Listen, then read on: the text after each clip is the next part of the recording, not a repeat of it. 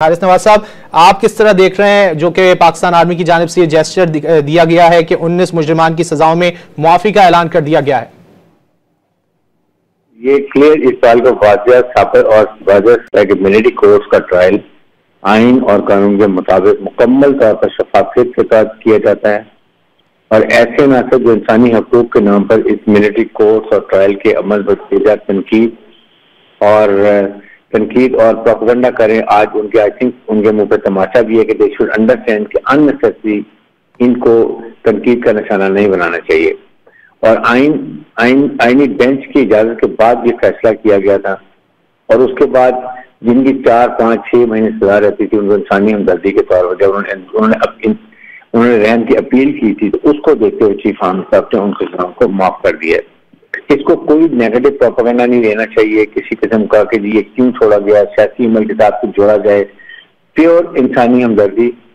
और साबित ये करने के फौज किसी फर्ज वाहिद के खिलाफ नहीं है, बल्कि जो आइन और कानून को तोड़ता है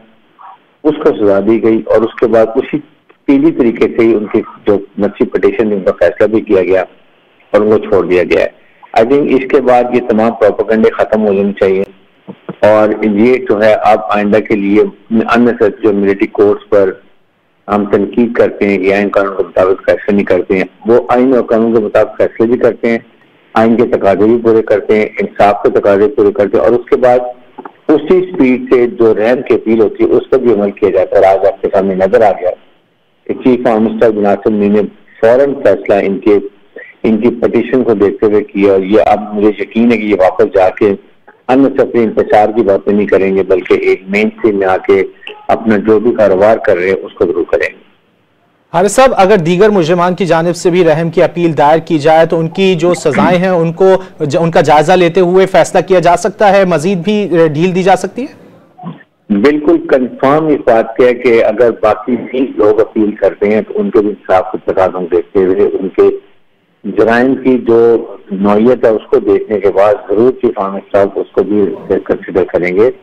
और आइन और कानून के मुताबिक फैसला करेंगे। क्योंकि ये बात अभी बड़ी क्लियर हो गई चीफ आर्मी स्टाफ ने कर दी है कि वो किसी के खिलाफ नहीं है। जिसने कानून को हाथ में लिया उसको सजा हुई और फिर उसके बाद उसने रहम की अपील की तो उनको माफ कर दिए। आई थिंक इस लिहाज से अब इसको किसी भी सियासी रंग अमल को नहीं देखना चाहिए और इस पर जो बेतुकी क्या सराहियां करना गैर मुनासिब और हकायक से मुनाफी होगा। आई थिंक ये बात अब हमें खास तौर पर मिलिट्री कोर्ट्स के बारे में अवाम को पता करना चाहिए कि इंसाफ के तकाजे पूरे किए जाते हैं, उसके बाद स्पीडी ट्रायल होता है और उसके बाद उसी स्पीड से जब मर्सी पिटीशन आती है वो भी मिलिट्री सिस्टम ऐसा है कि वो चीफ आर्मी स्टाफ ने आसिम ने बहुत जल्दी फैसले किए हैं और उन्हें हाथ में फैसला किया ताकि बहुत आइंदा जिंदगी तो सुकून अपनी फैमिली को भी जाने और जो कारोबार करते हैं जाके कर संभाले। हारिस नवाज साहब, जिन लोगों की सजाएं मुआफ की गई हैं उनको 2 साल कैद व मुशक्कत की सजा हुई थी, जिनको 6 साल और 10 साल कैद व मुशक्कत तक की सजा दी गई थी, क्या उन पर भी गौर किया जा सकता है? बिल्कुल, जो भी इसको भी सजा हुई है वो बिल्कुल चीफ आर्मी स्टाफ के पास मर्सी पिटीशन कर सकता है और उसके बाद कानून उसकी जो जुर्म है उसकी ग्रेविटी को देखते हुए चीफ आर्मी स्टाफ बिल्कुल फैसला करेंगे और उम्मीद की जाती है कि उनमें भी उनको रिलीफ मिलेगा। इसलिए ये कहना कि फौज किसके खिलाफ है, फौज किसी सियासी पार्टी के खिलाफ है या कारकों के खिलाफ, ऐसी बिल्कुल बात नहीं है। ये आइन और कानून के मुताबिक जिन्होंने कानून को हाथ में लिया उनको सजा मिली और अब आपके सामने लोगों को जो है माफी मिलनी शुरू हो गई।